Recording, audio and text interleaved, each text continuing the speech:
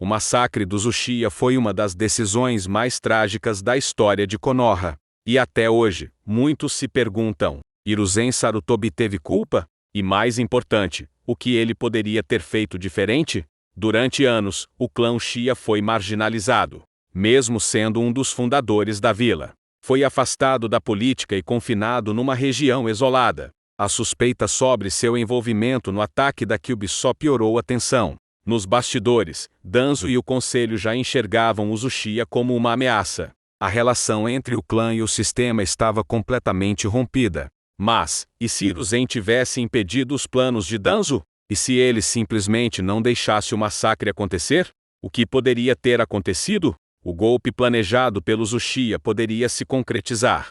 Isso geraria uma guerra civil dentro da vila. Centenas de mortes, destruição interna. E uma Konoha enfraquecida e vulnerável a ataques de outras nações. Então, o que Hiruzen poderia ter feito para evitar esse cenário? Ele poderia ter oferecido mais espaço político e reconhecimento ao clã, trazido os Uchiha de volta ao centro das decisões da vila. Talvez esse gesto fosse visto como respeito e apaziguasse o desejo de revolta. Talvez impedisse o golpe. Mas, será que isso seria aceito? Com Danzo e o conselho ainda no poder, essa aproximação dificilmente aconteceria sem resistência. E nesse cenário, o golpe dos Uchiha viria do mesmo jeito. Agora imagine outro caminho. E se Hiruzen decidisse enfrentar Danzo diretamente? E se o removesse do poder por tentar manipular a situação e desejar o fim do clã? Danzo, sentindo-se ameaçado, poderia reagir.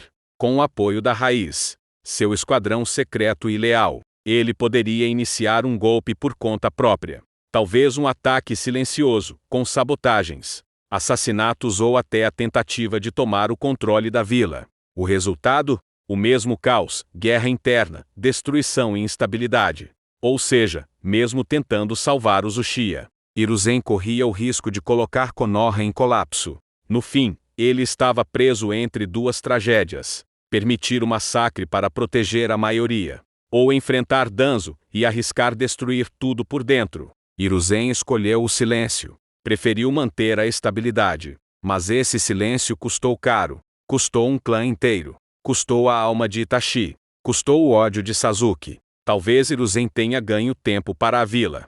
Ou talvez só tenha adiado uma tragédia ainda maior. E agora eu quero saber de você. Se fosse o Hokage naquele momento, você arriscaria tudo para salvar os Uchiha? Ou tomaria a mesma decisão de Hiruzen? Deixa sua opinião nos comentários. Porque essa, sem dúvida, é uma das escolhas mais difíceis de toda a história de Naruto.